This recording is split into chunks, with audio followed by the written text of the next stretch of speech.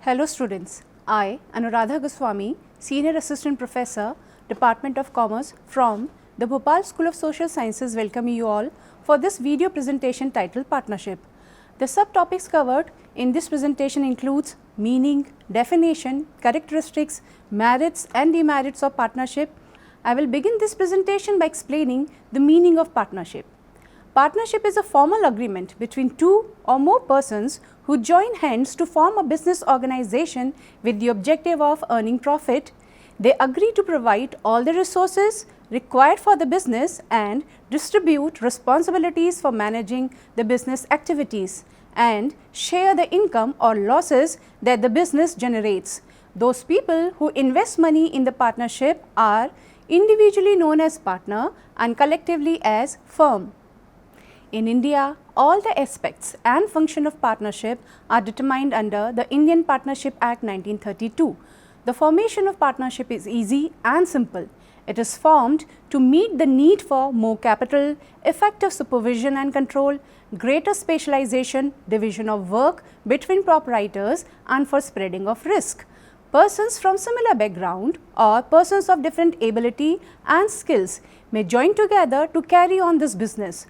The partnership may come into existence either as a result of expansion of the sole trading concern or by means of an agreement between two or more persons desirous of forming a partnership. Now dear students, I will discuss the definition of partnership, which you can also read in the slides in front of you. As per section 4 of the Indian Partnership Act 1932, partnership is a relation between persons who have agreed to share the profit of a business carried on by all or any one of them acting for all. According to Henne, partnership is the relation between persons competent to make contract who agree to carry on a lawful business in common with a view of private gain. According to John A. Shubin, two or more individuals may form a partnership by making a written or oral agreement that they will jointly assume full responsibility for the conduct of business. Now my dear students, I will explain the essential features of partnership. The first feature is existence of contract. According to the Partnership Act, a firm must be formed through a legal agreement between all the partners. So, a valid contract must be entered into to form a partnership firm. This agreement can be either written or oral. The written agreement among the partners is called partnership deed. The contract must be made for a lawful object and among the persons having contractual capacity. The second feature is number of partners. There must be at least two persons to form a valid partnership. The upper limit on number of partners is fixed under Companies Act 2013. Section 464 of the Companies Act empower the central government to prescribe maximum number of partners in a firm, but the number of partners so prescribed cannot be more than 100. According to Rule 10 of the Companies Miscellaneous Rules 2014, the central government has prescribed maximum number of partners in a firm to be 50. Thus, a partnership firm cannot have more than 50 members, whether banking or non-banking. However, in the case of limited liability partnership firm, there is no maximum limit prescribed. The third feature is lawful business. A partnership can be formed for the purpose for carrying on legal business with the intention of earning profit. A joint ownership of some property by itself cannot be called a partnership. Similarly, two people forming an alliance to carry out charity or social work will not constitute partnership business. A partnership contract to carry out illegal work such as smuggling, robbery, etc. is void as well. The fourth feature is sharing of profit. The main objective of every partnership firm is sharing of profits of the business amongst the partner in the agreed proportion. In the absence of an agreement, they share it equally.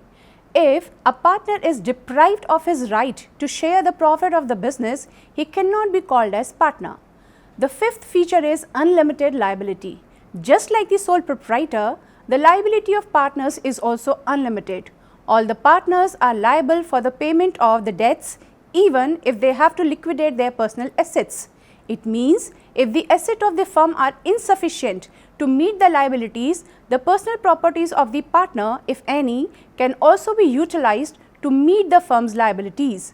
The liability of a minor partner is, however, limited to the extent of his share in the profits in case of dissolution of a firm. The sixth feature is voluntary registration.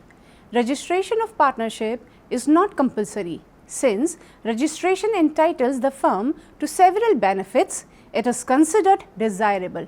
For example, if it is a registered firm, any partner can file a case against other partner, or a firm can file a suit against outsider in case of dispute, claims, disagreements, etc. The seventh feature is principal-agent relationship. Each partner is an agent as well as partner of the firm. An agent, as he can bind the other partners by his acts, and principal because he himself can be bound by the acts of the other partners. It is therefore essential that there should be mutual trust and faith among the partners in the interest of the firm. The eighth feature is continuity of business. A partnership firm comes to an end in the event of death, lunacy or bankruptcy of any partner. Even otherwise, it can discontinue its business at the will of the partners. At any time, they may take a decision to end their relationship. In the context of death, bankruptcy and retirement of any partner, etc., the partnership will be dissolved. The remaining partners may continue the partnership if they so choose, but they have to make a new contract. Similarly, a son cannot inherit his father's partnership, but with the agreement of other partner members, he can be added as a new partner. The ninth feature is transfer of interest. No partner can sell or transfer his interest in the firm to anyone without the consent of other partners. If transfer of share is effected, a new partnership will be created even though the business may be run in the same name or otherwise may remain the same. The 10th feature is legal status. A partnership is purely a personal organization and law does not recognize the firm as a separate, distinct entity from the partners. In the eyes of law, firm and the partners are inseparable from each other. The 11th feature is dissolution of partnership. In order to cease the existence of partnership firm, it needs to be dissolved. The process known as dissolution of a partnership firm involves the sale or disposal of all the assets of the firm, final settlement of all the liabilities, and the settling of the accounts. Any sum that remains in the business is then transferred to the partners in their profit sharing ratio mentioned in their partnership deed.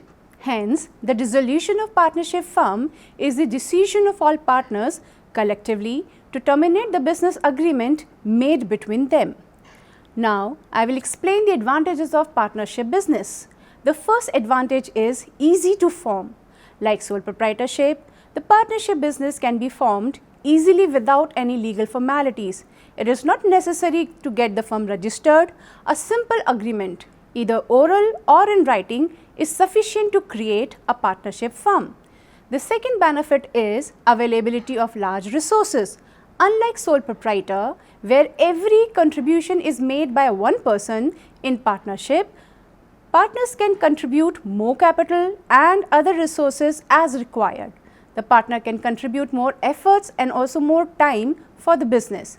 The partnership is normally in a strong position to raise capital and expand the business. The third merit is balanced decision. The partners are the owner of business. Each of them has equal right to participate in the management of the business. In case of any conflict, they can sit together to solve the problem. Since all partners participate in decision making, there is less scope for reckless and hasty decisions. As liability of partners is unlimited, the partners therefore tend to be careful in taking business decisions. They adopt sound practices in the conduct of business. The fourth advantage is sharing of losses. In a partnership firm, all the partners share the business risk either in the predetermined ratio or in the absence of it in the equal ratio. For example, if there are 3 partners and the firm suffers a loss of rupees 12,000 during a particular period, then all partners may share it and the individual burden will be rupees 4,000 only. It means all losses incurred by the firm is always distributed among each partner. The fifth benefit is flexibility. A partnership is generally easier to form, manage and run. They are less strictly regulated than companies in terms of the law governing the formation and in managing the business activities. The partners can initiate any change which they think is required to meet the desired result. Since partnership is a flexible organization, it can easily adjust its objects, membership and capital to suit the ever-changing environment of business. The sixth merit is favorable credit standing. The partnership enjoys a better credit rating in the eyes of creditors. As the liability of each partner in the organization is unlimited, the financial institutions can safely advance loans to the firm. This enables the firm to raise additional finance without much difficulty. The seventh advantage is greater management ability. As there are many partners involved in the operation of a business, the firm can distribute the duties and responsibilities to each partner for which one is best qualified and suited. Division of labor and specialization thus can promote efficiency in the working of the firm. As the partnership firm has the advantage of knowledge, skill, experience and talents of different partners. So, they mutually consult each other about the layout, production procedure, marketing channel, etc. And in the end, they have a wise course of procedure as a result. The eighth advantage is profit incentive. The profits are shared by the partners as per agreement. They are encouraged to do more work to earn more profit. Higher the profit, higher will be the partner's share. Hence, partner put their heart and soul for the growth of the partnership business. The ninth merit is business confidentiality. Partnership firms are able to keep their business reports confidential. Unlike corporation, the law does not require partnership firm to publish business reports and financial statements. These reports and financial statements have information about sales, profit margins, business strategies, asset allocation and many other such things that can help competitors to compete with the firm effectively. The 10th benefit is ease of dissolution. The partnership can also be legally dissolved by mutual consent of the partners or in accordance with a contract by the partners. There are no formal documents required to be drawn up as in the case of a company. Although partnership firms enjoy many advantages, they also suffer due to some limitations associated with them. Now, I will explain the limitation one by one. The first drawback of partnership is unlimited liability. One of the basic defects of partnership is that the partners are personally and jointly responsible for all the debts of the firm. In case the business suffers losses and the business assets are not sufficient to satisfy the claimants on liquidation, the personal property of one or more than one partners can be sold under the court order for the clearance of the debts of the business. Many people therefore avoid to be enlisted in partnership because each individual partner is liable for the firm's debt. The second demerit is uncertain life. The duration of the partnership is always uncertain. As a partnership firm has no legal entity separate from the partners, it comes to an end with the death, insolvency, incapacity or the retirement of any partner. Further, any dissenting member can also give notice at any time for dissolution of partnership. The third defect of partnership is limited capital. Since the total number of partners cannot exceed 50, the capital to be raised is always limited. It may not be possible to start a very large business in partnership form. The fourth disadvantage is non-transferability of share. It is very easy for a partner to invest money, but it is most difficult to withdraw the investment from the business. A person who wishes to withdraw investment has to consult his partners, find a substitute with equal business ability. Unless the above conditions are fulfilled, the funds remain difficult to transfer and as such remain a frozen investment, which creates lack of interest among individuals to become partner in a partnership firm. The fifth demerit is implied authority. Implied authority is the authority vested in a partner to bind the firm and other partners with any of his act done in connection with the business of the firm. An incompetent or dishonest partner may bring disaster for all the other partners due to his act of omission or commission. Thus, the other partners may have to pay for the follies and dishonesty of a fellow partner over whom they have no control. This discourages many persons with money and ability to join a partnership firm as a partner. The sixth demerit is dispute among the partners. The partner should be like-minded, have a common objective, should not unnecessarily cause friction and confusion among themselves.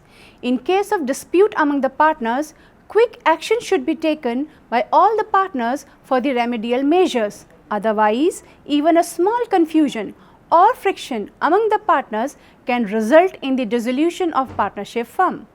The seventh disadvantage is possibility of misuse of resources.